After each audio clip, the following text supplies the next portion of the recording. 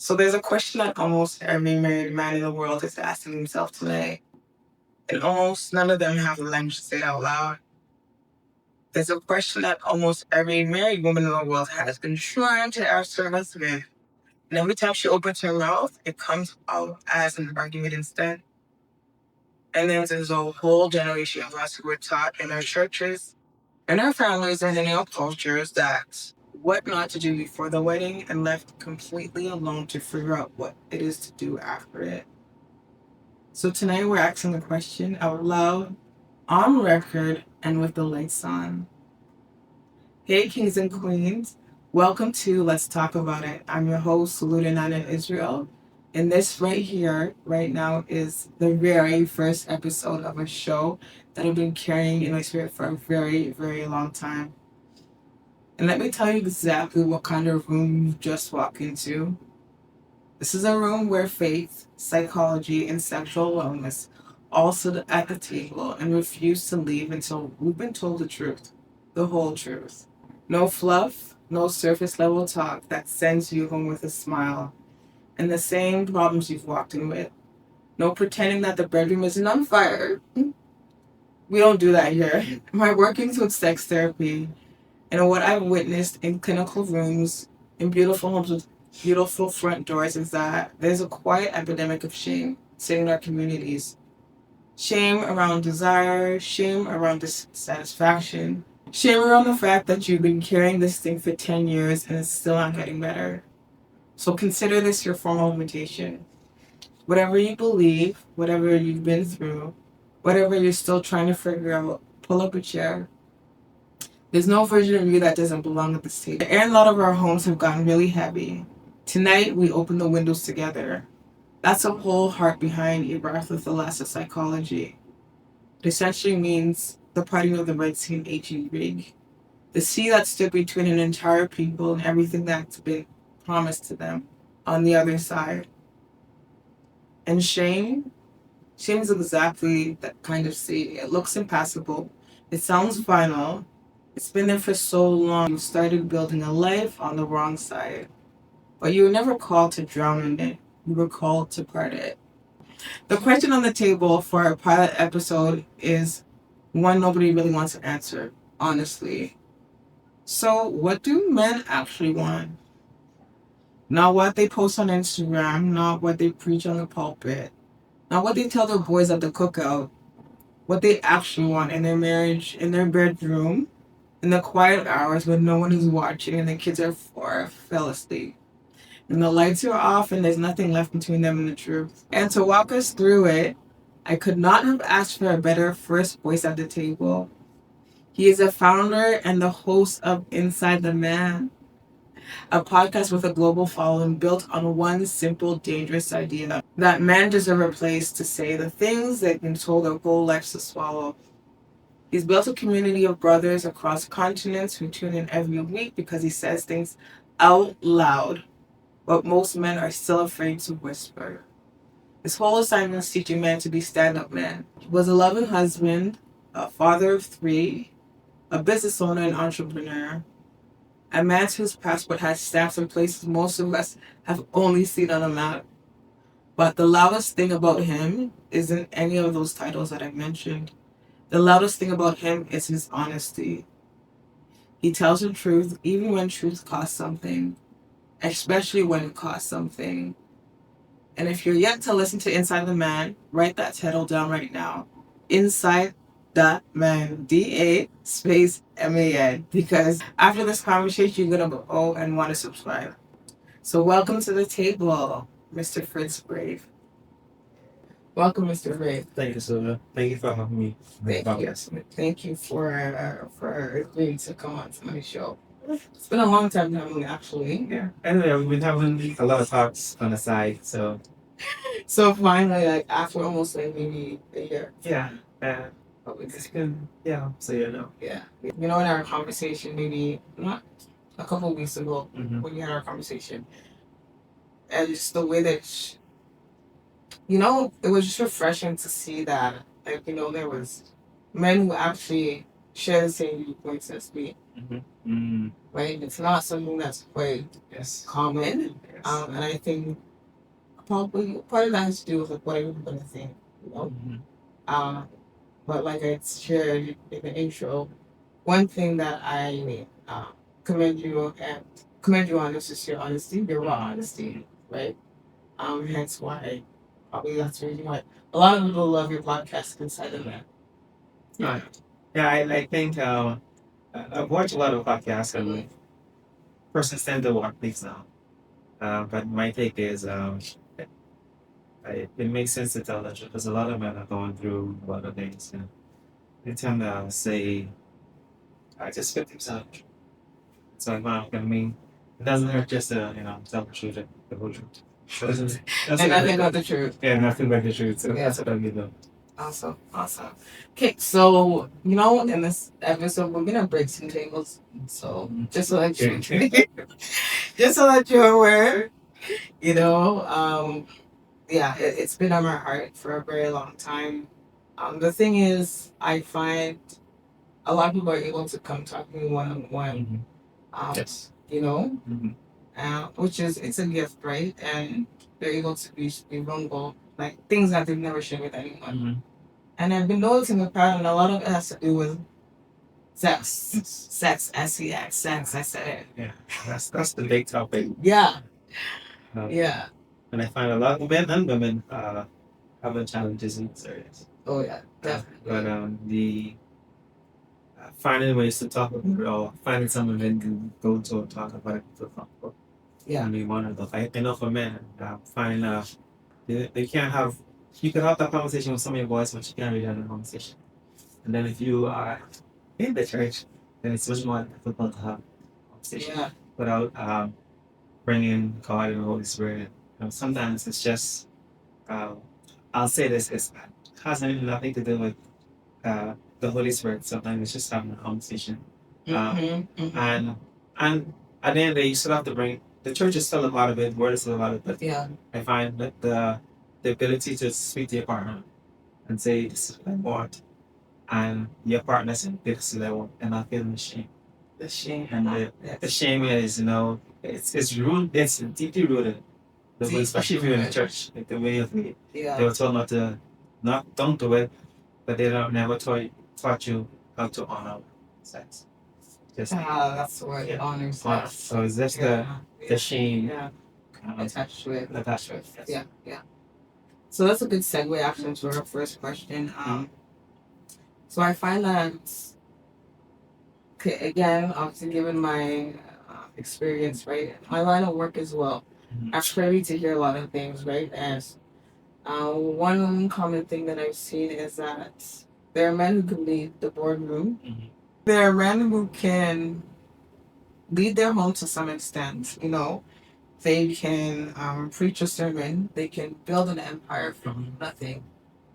But yet, when you put them in front of their wives and tell them to say out loud what they actually want, what they actually desire, what they actually need, so whether it be emotional needs, sexually, spiritually, it's almost like they become needs. Yes. They regress back into that 12-year-old boy. So my first question for you, Fritz, Mr. Fritz Brave. Actually, we're gonna reference him as Mr. Brave. The question that I had was, why is it that men are actually scared to be vulnerable, to open up? I don't think men are scared. Right? I think it's the in the podcast I talk about generational traits. If your grandfather, your father, was never taught to express himself, to be vulnerable, then you have one, and then you have a lot of, and so and again, it's two part. And you have the men that will not, their father was not in the picture or father figure, then their mothers raised them. And so you have someone, yes, and so you have someone that was built to be emotional, but now she has to teach her son how to be raw. And so, and I've heard a lot where both dads and moms, man up, don't cry, don't say, you're not supposed to cry. And so we raise in a community environment where we're taught not to be vulnerable. But your father, your grandfather, he will not tell you that. The reason he told you not to be vulnerable, way back then, he was vulnerable before a woman that was not mature enough to receive his vulnerability. And so she misused it, abused it, and so now he has been all women are the same. And so he raised you to be the same, but not knowing the breakthrough that you need, just open up. Just breakthrough. Yes. Expand on that, please. Because you are, I find, because I'm a man, so we tend to press everything. And so we don't talk about our emotions, we don't cry, we don't share our feelings, we don't tell anyone, we just hold it up. We just keep it in this box.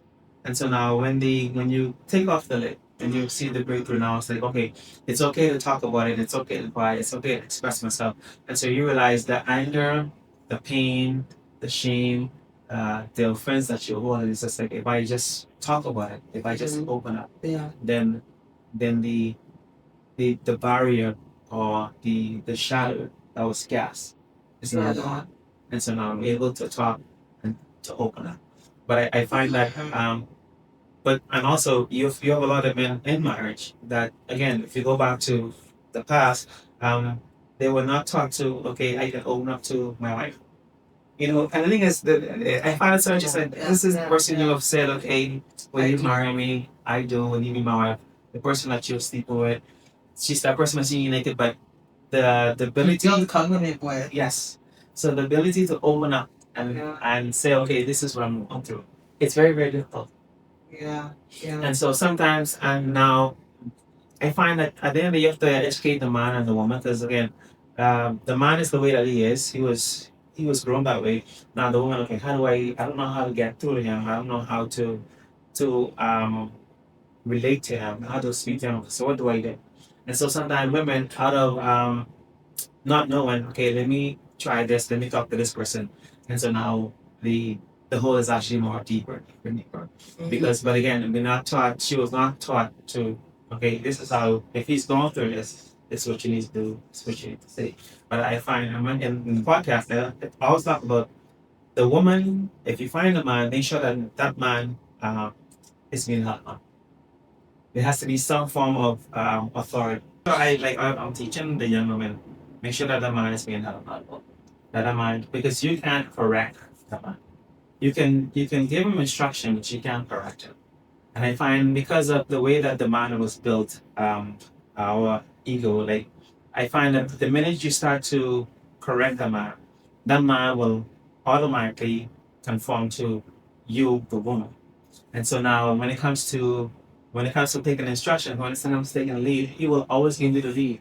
Because he in his mind he's saying, I can't do it right, I'm not doing it the right way. It's not the way that she wants to do it. So now let her take the lead. So he shuts down. And he shuts down. And so the more he shuts down, the more the woman is now the authority figure. And so the roles has been reversed. From the Bahamas, where in most homes the woman makes the decision.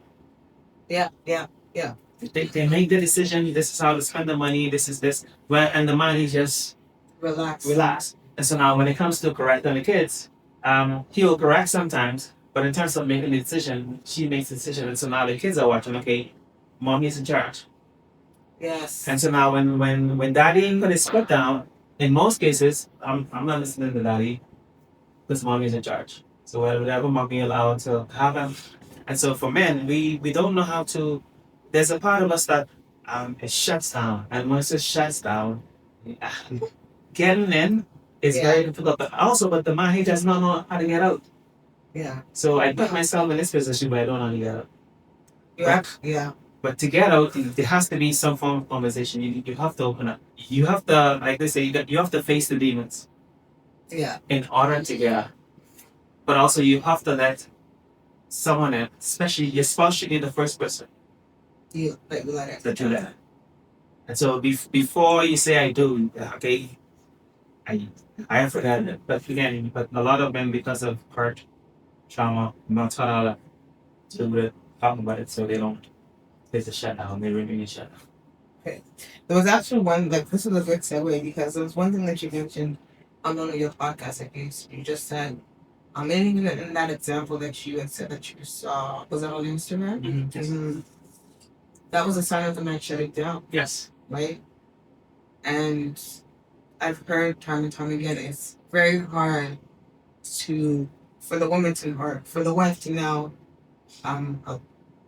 get her husband to a place where now we open, not again. Yes. So what's actually happening inside the man when he's shut down? When I've been in that position. When you shut down, I'll talk for myself.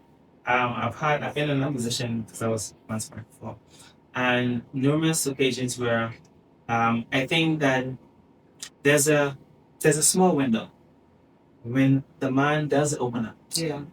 And he wants to open up, but what the wife does at that moment will determine if the window continues to open or if it's not closed. Okay. And so for me, I remember I would find myself in positions where um, she would ask me a question. And but in my mind, okay, if I say something, she's gonna use it against me. Where did you get that from? I think that's something. Um, what? Okay, let's go back. So I remember when I first got married, and you have a lot of men giving you advices. And so I remember there's a few advice that I got was not one of okay, those advices there. I remember this guy that we were very, very close, and he said that, enjoy the honeymoon stage, because after the honeymoon stage, you're going to fight a lot. And so now, for me, it's sunk in, so every day. It was a seed. Yes, it was a seed that was on. Every day, I'm looking for, okay, it's today, it's today. And not knowing that, as a man, one thing in this heart, because the minute you start to meditate on it, it has to manifest. Yeah, we're anticipating it. So that's what you're and so now then we started to have arguments. And then I grew up again with men said, you should open up to a woman only so much. Because she'll use it against you. And so those are the seeds that have been sown. Because I spent the way I grew up, I grew up with a lot of men around me. Mm-hmm. But the advice that they were giving me at that time were us. And so now she would ask me, we would argue, and she would say something that was hurtful. But instead of me addressing it, I took it and she's hurt me, so I'm gonna shut up. And so every time instead of me, and she would ask me, okay, what's wrong? And in my mind, it's like, if I tell her it's wrong, she's gonna get upset. And so so then it becomes the same. I repeat it cycle. And so I remember times where I would be frustrated, upset, but I would not open up. And sometimes we would talk for days, because of the fear of she's gonna hurt me. Yeah. Or the fear of I'm gonna mess up. Or the fear of I don't want to do something that I'm gonna regret. And so, but again, if I looking back, if I just go on my own, have a conversation, then I think things would change. I remember our first year of marriage. I think we had an argument, and again, based on what I saw on TV or with other men told me, it's okay. The minute if you are arguing with your wife and you're upset, go for a walk, clear your head. And I remember, I've heard that. Yeah, I remember. But again, I'll get to that. And so I remember we had an argument. We were in Toronto, and I was getting ready to walk out. And she said, where you going? I said, I'm going to walk. She said, no, let's sit in the bed. Let's talk about it. And so when we sat there, we talked about it. Now, and so I was able to go back and say, I know a lot of men that, because again, the devil is sneaky. Mm-hmm. He never shows his signs at the beginning. So I know men that, they went to clear their hair. Then wherever you went, then the devil sent this one pretty lady that understands you. Yeah. I can relate to you. Yeah. And then let's struck. And I find out that was the best thing that ever happened to a marriage. Yes, we had times that were difficult times, and sometimes we were not talking. But whenever there was an argument, I may not be speaking, but we'll all sit down and we'll address it. Or we'll sit down and just tell everyone calm down. Everyone calm down, we move on. Because I find that's the principle that I learned and that we apply. And so that's why at the end of the day, there was no form of infidelity. Because at the end of the day, we're going to sit there, we're going to, even if we don't talk, but we're not going to leave that space. Let's face that demon together. Yes. That oneness. Yes. And so now in that area, I don't throw it, but the devil coming in to send distractions, because now this is I like about it, this is a key that I was given spiritual as well.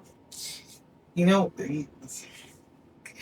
so while we were talking like a couple of weeks ago, I was finding that, I remember I made a joke and I said, have you read my notes? Because I'm just about to say, I'm about to talk about it, this key, and you just referenced it as well. So, one thing in psychology, essentially what you're referencing in terms of men shutting down, it's called emotional suppression conditioning. So, essentially, like you said, a lot of men, a lot of boys, I may say, from a very young age, they've been told to keep quiet, keep mute, right? Especially when, or in the presence of women. Yes. And that's why I said initially, I feel like it's a state of fear, right? Because you rightfully said there was times where you wanted to open up, but you didn't want what was shared to be used against you, right? And so now this boy has built this vault. The reason why we have a vault is for protection. Yes. He's trying to protect himself. So he protects himself through primary school, high school, university, and now he's still protecting himself in marriage. Where do we get this from?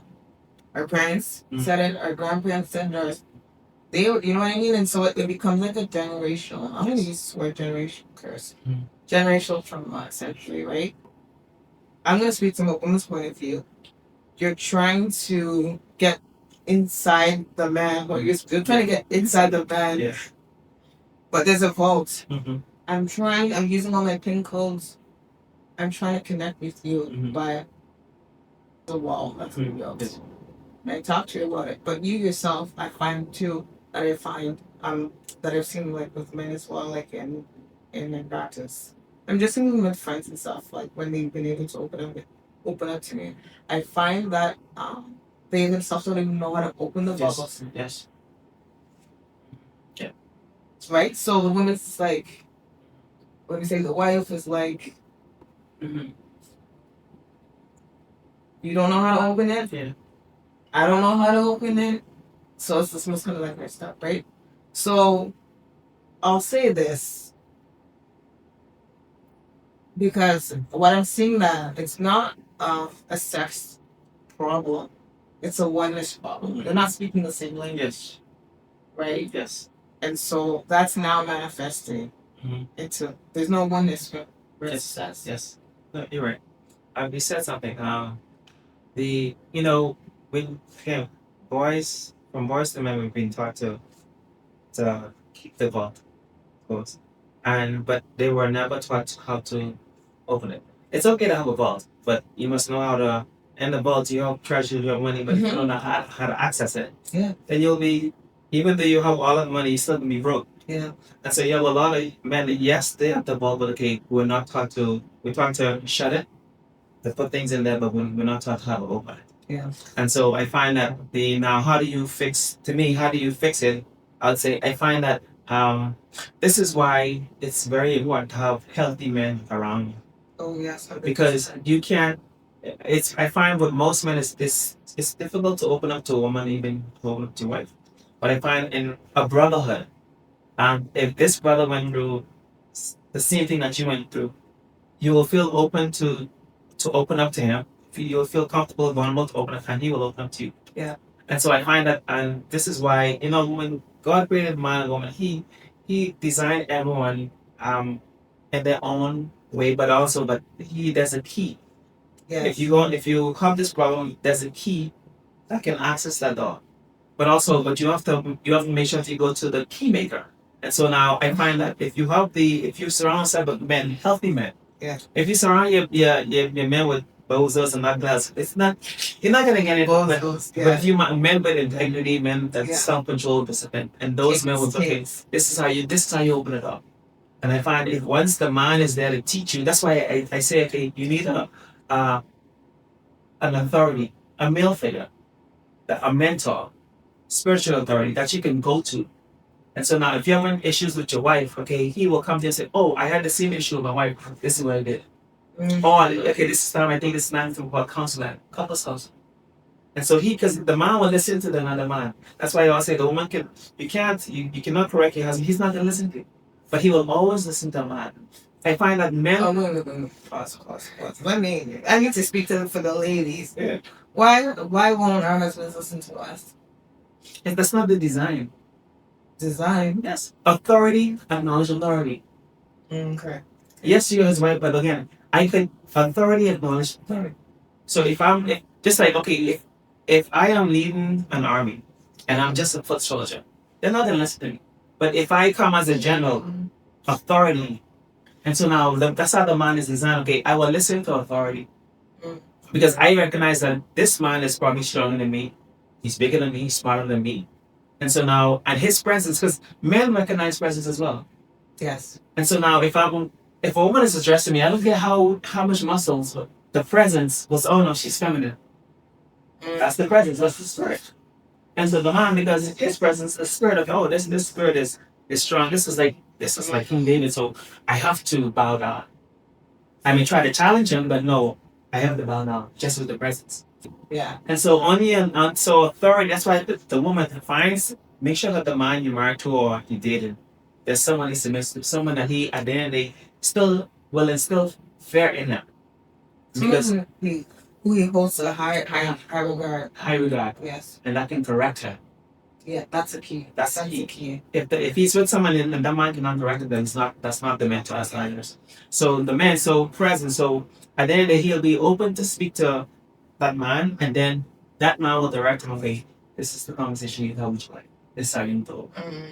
And then now, as he opens up to her, he's actually educating her as well. Okay, when I open up to you, I'm not looking for an answer. I'm not looking for. This is what I need.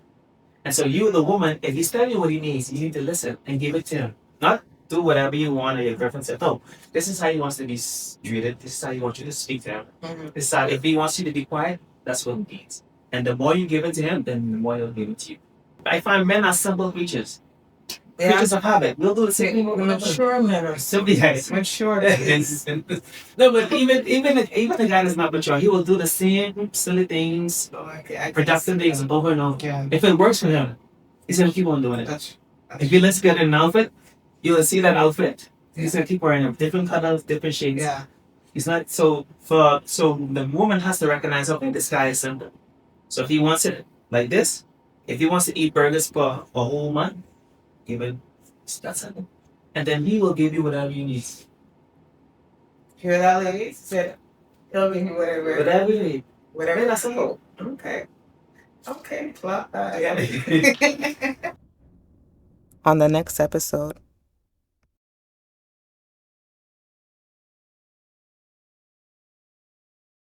As halves. So I bring half myself, you bring half yourself, and then so now, but what's happening to the other half? And so now there's friction, there's offense, there's issues in the marriage, issues in the bedroom, because now she feels that, okay, you said that you're going to give 50% of this, but you're not doing it, so I'm not going to give you any sex.